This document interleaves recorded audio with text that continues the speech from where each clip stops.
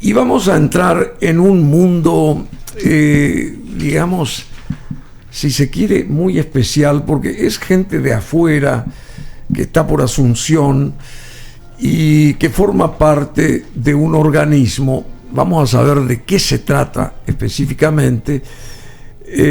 Sebastián Schuff es el presidente, él es argentino, tiene 41 años, también joven, presidente del Global Center for Human Rights, que es el Centro Global para Derechos Humanos, cuya sede está en Washington, D.C.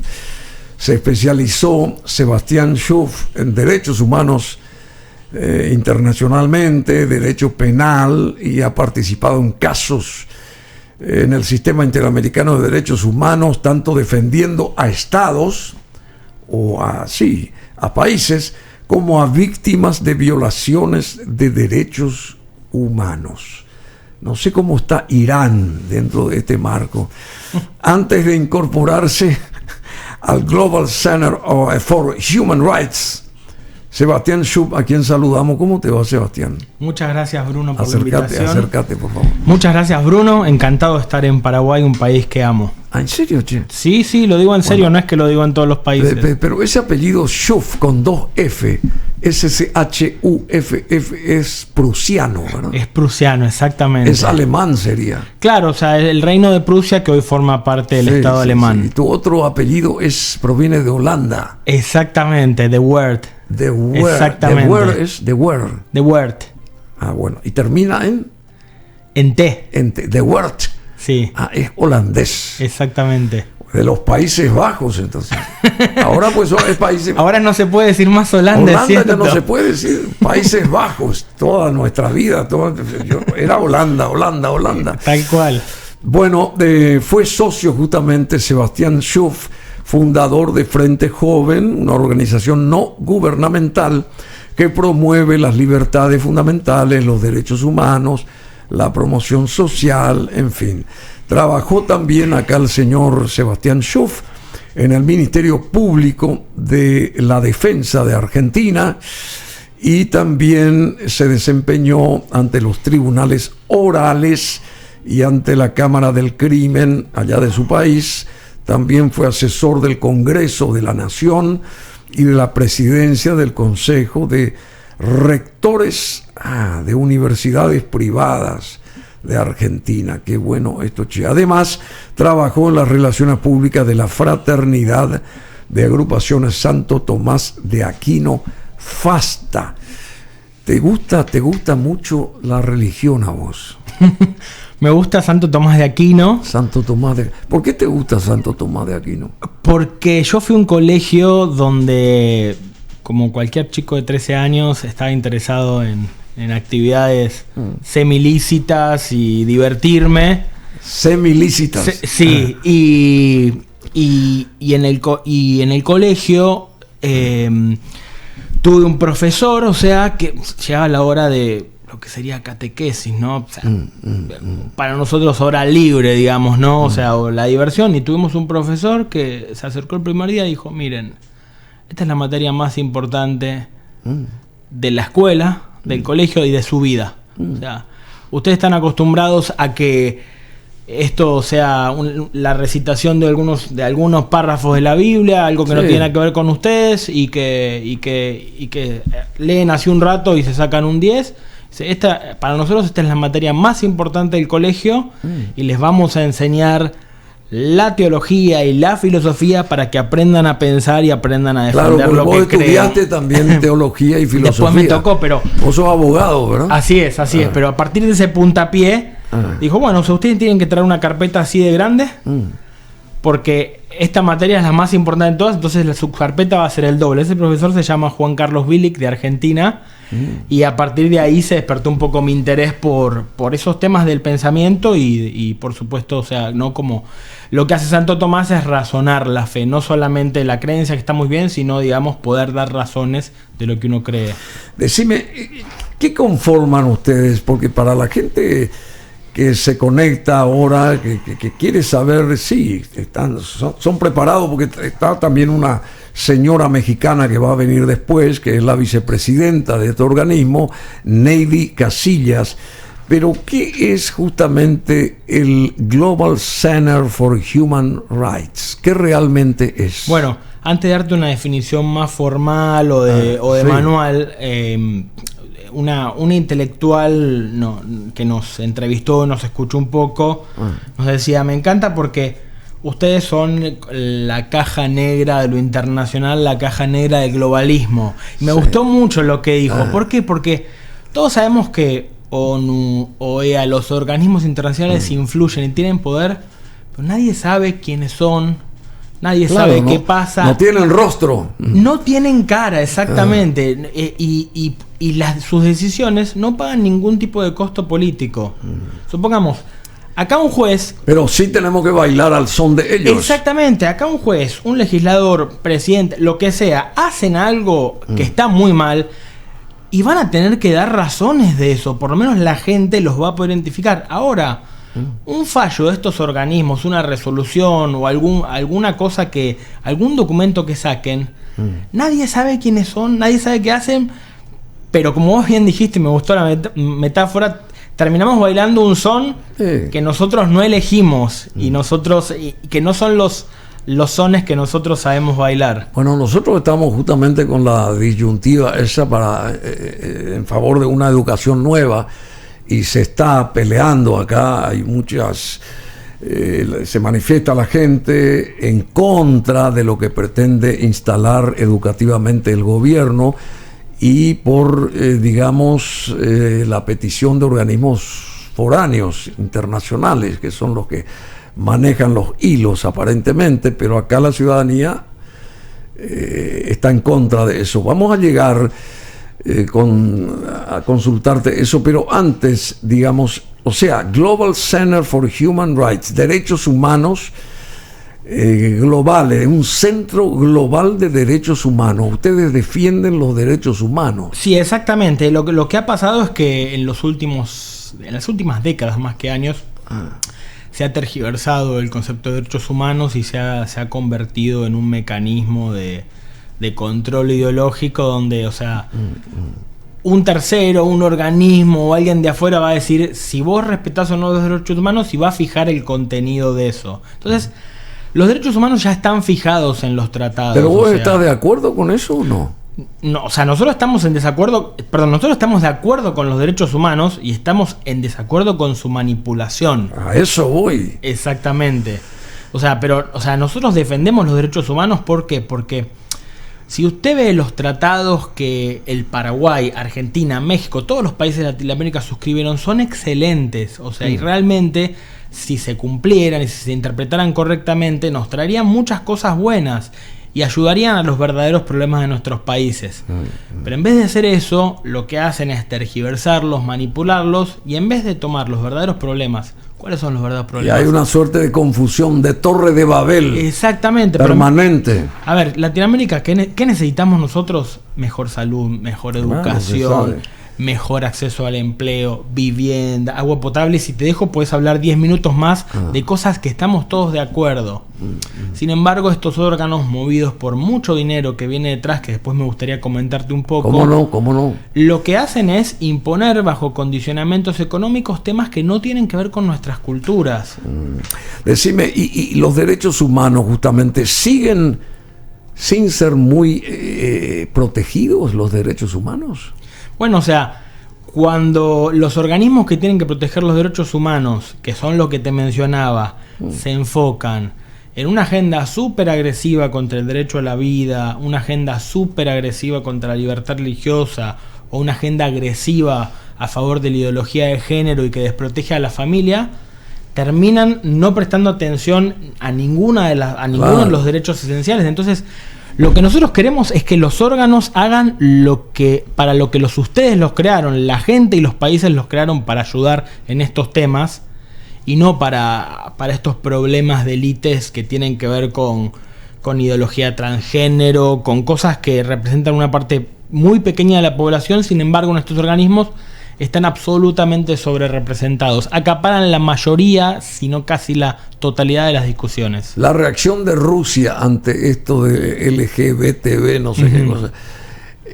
¿Estamos de acuerdo con lo que está imponiendo Rusia contra esta gente? No, pero lo que es importante es que esto sirve para una distinción, lo que vos decís. ¿Por qué? ¿Qué pasa? En Naciones Unidas está Rusia, China y países árabes. Entonces, al estar estos países, ellos nunca van a aceptar cierto lenguaje de género, cierto lenguaje muy agresivo de aborto o restricciones a la fe. En cambio, en la OEA, que es como la ONU, pero de América, desde Canadá hasta Argentina y Chile, Washington, exactamente, no pasa eso. Entonces, o sea, hay gente, hay intereses políticos, económicos y lobbies que se dieron cuenta, entonces dejaron un poco la ONU, por entre otros Rusia, y se han pasado a la OEA, porque acá pueden pasar su agenda a través del dinero como quieren, digamos, sin mayores problemas, porque muchas veces los países, los parlamentarios, o sea, no conocen o no se oponen con la suficientemente firmeza. Bueno, hoy abrimos el programa con esta información de que Irán disuelve su policía de la moral, dice, tras casi 3 meses de protestas, y revisan la famosa ley del velo obligatorio. Por primera vez, las mujeres, al parecer, después de una muerte de esta señora Mahsa Amini, que fue justamente por no contemplar las reglas del famoso velo y todo ese tipo de cosas, allá en Irán, fue capturada por la policía de ese país y la matan, y a raíz de eso comienzan las protestas, y al parecer ese país por primera vez va a revisar esta ley del velo obligatorio. ¿Eso forma parte de lo que ustedes están pregonando? Nosotros nos encargamos mayormente de lo que es las Américas, del continente americano. Pero igualmente sí tiene relación, porque vos viste alguna condena de la ONU, por ejemplo, a estas políticas islámicas. O sea, no hemos visto. No.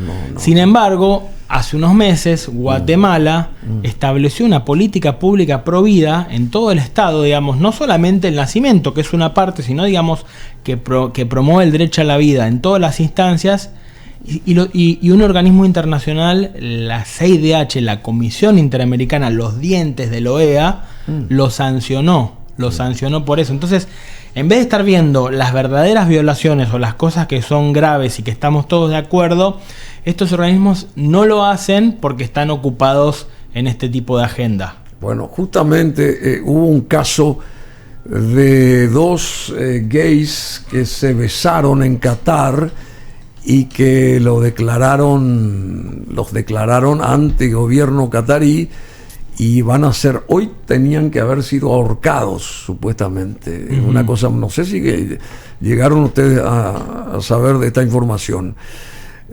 Una cosa muy drástica, que iba contra todos los supuestos principios de los cataríes, porque públicamente y ante niños se besaron dos varones y los declararon personas no gratas, y por supuesto los enviaron a la horca. No sé en qué va a terminar eso. Y México justamente fue uno de los países porque creo que son mexicanos. México fue el primer país que reaccionó, y varios otros. En fin, son detalles nomás que hacen, me imagino que hacen también a lo que ustedes están protegiendo, los derechos humanos, porque al fin de cuentas son derechos humanos, ¿o no es así? Lo que nosotros protegemos, o sea, son la voluntad democrática de los pueblos en hacer sus propias leyes por sí mismos, y ese es el foco principal de nuestra organización. Nosotros queremos que los paraguayos sean gobernados por los paraguayos, claro, y no por que venga alguien con una cultura distinta y les diga lo que tenga que hacer. Está muy bien lo que decís, porque compartimos, y los países actúan por intereses también, Sebastián Schuff, antes que por solidaridad. ¿Es así o no? Bueno, o sea, eso es un principio de la política clásica, ¿no? Los países no tienen amigos sino intereses. Pero, a ver, o sea, esto me da pie para una cosa, ¿no? O sea, hago un pequeño... Lo que quiera, yo quiero entenderte, claro, escucharte, sí, y aprender. Sí, lo que nos estamos enfocando en este momento, o sea, como te decía, está la ONU con todos esos temas que nos guste o no, o sea, la ley islámica, China, Rusia, existen y ellos impiden un montón de cosas. En cambio, en América Latina no pasa, y lo que es más grave, o sea, que este sistema que es OEA... un embajador nos enseñó una metáfora que es que tiene dientes. Digamos, ¿por qué? Porque tiene una cosa que se llama Comisión Interamericana en Washington, la famosa CIDH, y la Corte Interamericana que está en Costa Rica. Y en principio lo que ellos hacen para nosotros es obligatorio. Entonces, cuando la ONU dice que Honduras, como dijo hace unos meses, tiene la obligación de cambiar su constitución porque no puede proteger el derecho a la vida desde la concepción, es una presión muy fuerte, pero es política. En cambio, cuando la CIDH o la Corte, a través de un proceso, condenan a Paraguay o a otro país, eso es obligatorio para nosotros. Entonces, es importante que nosotros tengamos control político, que los ciudadanos, no nosotros, o sea, que los ciudadanos, los países y sus representantes tengan control político de lo que pasa, porque lo que se decide ahí, que nadie se entere y nadie sabe, termina siendo aplicado obligatoriamente en todos nuestros países. Bueno, pero hay países que están pasando por distintos momentos extraños, si se quiere, ¿verdad? El caso de Venezuela, el caso de Nicaragua, el caso de ¿qué pasa con El Salvador?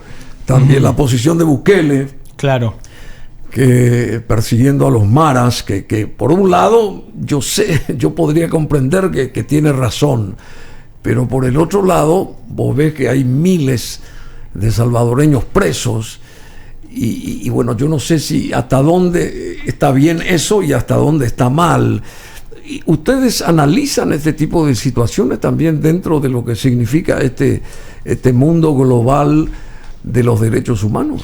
Sí, nosotros lo analizamos, pero también nos enfocamos mucho en un descubrimiento que hicimos, que fue ver que cuando nos dimos cuenta, revisando los informes públicos de estos dos dientes, digamos, CIDH y Corte, que una parte enorme del dinero que reciben no es de la OEA, no es de los países, no es del Paraguay, de la Argentina, de México, sino es de otros países fuera del continente, empresas multinacionales y ONG transnacionales. Empezamos a ver esos montos y hacer cuadros y nos dimos cuenta de que de 1/3 a la mitad del dinero que reciben los jueces y los miembros de la comisión proviene de estas fuentes. Entonces empezamos a ver cómo se daba este dinero, porque dijimos, o sea, ya es preocupante, o sea, me imagino que si nosotros tenemos un caso judicial, un litigio, vos y yo, o sea, y vos te enterás que la mitad del sueldo del juez se lo pongo yo, ya sería preocupante, ¿no? O sea, por supuesto. Pero además, o sea, empezamos a revisar los documentos y vimos que esta financiación no es libre. O sea, yo le doy plata al juez, pero no de forma libre, bueno, arreglate lo que da, sino que le digo, mira, específicamente tengo un litigio con el señor Bruno y me gustaría que me ayudes a resolver esto. Pero no solo eso, sino que además en los convenios que se firman, porque son sumas muy grandes de dinero y es dinero público muchas veces, le tengo que poner el contenido de lo que quiero que tenga la sentencia. Entonces, mirá, o sea, me gustaría que pongas que la plata que él dice que le debe, en realidad no. Entonces, entiendo. Este ejemplo que te estoy dando de una cosa privada es lo que está pasando en estos organismos. O sea, se entregan cantidades enormes de dinero, no libre, sino condicionada, y con una manda específica sobre qué tienen que poner en la sentencia. ¿Y las ONGs forman parte de todo este conglomerado? Las ONGs son uno de los grandes aportantes, porque imagínate que, o sea, que hay muchísimas ONG tan poderosas que tienen más dinero que estos órganos de la OEA. Entonces son quienes pueden poner el dinero. Entonces les resulta muy barato, en vez de ir a los países, fomentar los temas, les resulta muy barato comprar esos estándares. Directamente. Comprar directamente. ¿Por qué? Porque ¿Cómo se lucha contra esto? Porque una siguiente pregunta es esa. ¿Cómo se separa esto o se merma esta historia? Primero lo que está haciendo vos, Bruno, es sacarlo a la luz. Eso es nuestro principal objetivo. Nosotros monitoreamos y exhibimos porque yo no te estoy contando una conspiración, no tengo una cámara oculta, o sea, entiendo. Tenemos un informe en globalcenterforhumanrights.org/reportes o /reportes.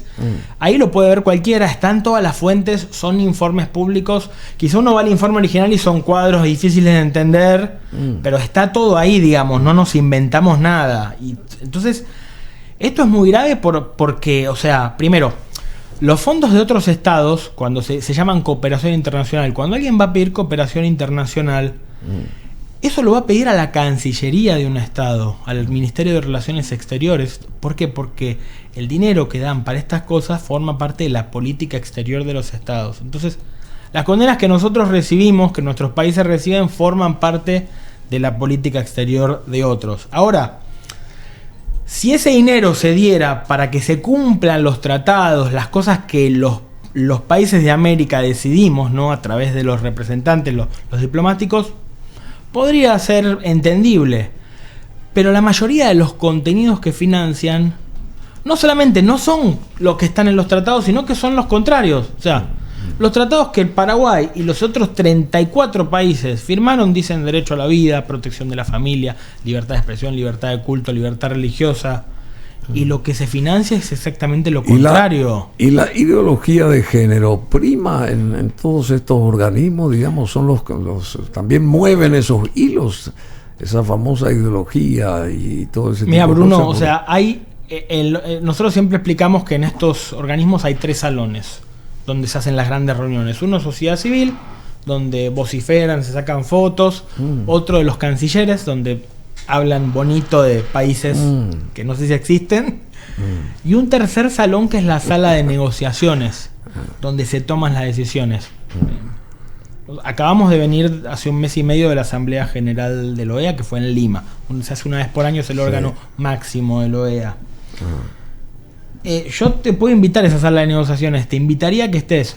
¿Qué te imaginarías que hablan, no? O sea, bueno, Latinoamérica, o sea, salud, educación, empleo, vivienda. Bueno, los temas que discuten son género. O sea, y si va a proseguir Castillo en su castillo de naipes. Ni siquiera, porque eso no se ve en esas negociaciones, no se ve, eso se ve. Eso es la diplomacia, después, eso es otra cosa. Sí. Bueno. Las resoluciones lo que discuten son temas de género. El 70-80% del tiempo es temas de género. Como si no tuviéramos suficientes problemas donde tenemos acuerdos continentales para que todo el tema se vaya en esos temas. ¿Y en estos últimos años se logró algo al respecto o no?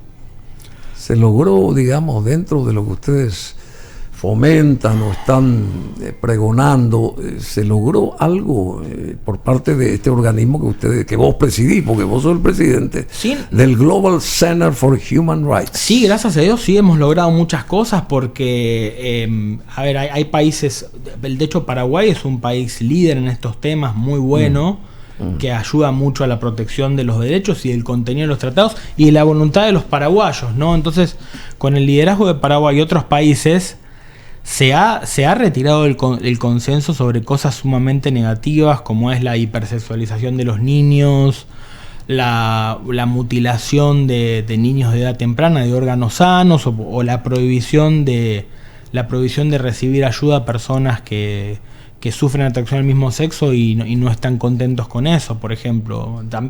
Por ejemplo, en esta Asamblea General, por primera vez en la diplomacia se trató el tema del aborto. Y con el liderazgo de muchos países y nuestro asesoramiento técnico se pudo hacer que siga prevaleciendo lo que los países han declarado, que es el derecho a la vida desde la concepción. El derecho a la vida desde la concepción. Bueno, Sebastián, muchas cosas más quisiera yo abordar y preguntarte y escucharte. Pero tenemos que estar con tu compañera aquí, con la vicepresidenta también de este organismo, la señora Neidy Casillas, que está llegando, y Sebastián Schuff es presidente justamente de este centro global de derechos humanos que está en Washington. Y esto se formó, ¿cuántos años hace que tiene este organismo? ¿Cuántos años? El organismo es nuevito, tiene 1 año desde su fundación. Nosotros trabajamos en estos temas. ¿Un año nomás? 1 año nomás el organismo como tal. Sí. Neidy Casillas trabaja hace 15 años en esto, en ONU y OEA. Yo hace 8 empecé justamente viniendo a la Asamblea General de la OEA en Paraguay en 2014. Ese fue mi primer conocimiento de lo internacional. Qué bueno. Estuve 4 años trabajando part-time en esto hasta que 4 años después me fui a Washington para empezar a dedicarme full-time a esto. Hermosa ciudad es Washington, ¿eh? Hermosa ciudad, pero más Asunción es más linda. No. ¿Por qué? Favor. Yo viví en Washington en 1981.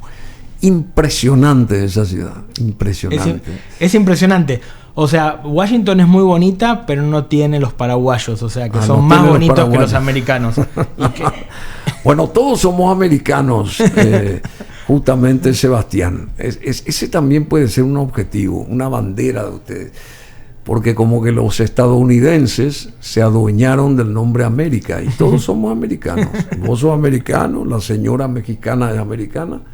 Yo, Nora Meyer, que está ahí atrás, que fue la articuladora de que estén ustedes acá, también es americana. Todos somos americanos y tenemos que bregar por una América consolidada, con todos los derechos humanos habidos y por haber. Así es. Con una bandera, así como tiene Europa. Alguna vez tenemos que tener una bandera de América. ¿Qué te parece la idea? Me encanta, y trabajar en lo que nos une y no en lo que nos separa. Claro, trabajar en lo que nos une y no en lo que nos separa. Bueno, muchas gracias. Y se quedan ustedes hasta el miércoles en Asunción. Nos quedamos hasta el miércoles a la madrugada, sí. Sebastián Schuff, muchas gracias, presidente de Global Center for Human Rights. Te deseamos lo mejor, ¿eh? Gracias, Bruno, muchas gracias por la invitación. Y tu madre es joven todavía, así que un abrazo desde aquí a tu madre, desde Asunción a tu madre, ella está allá en Buenos Aires. Así que un abrazo muy grande. Vamos a este tema de UB40 que dice Kingston Town.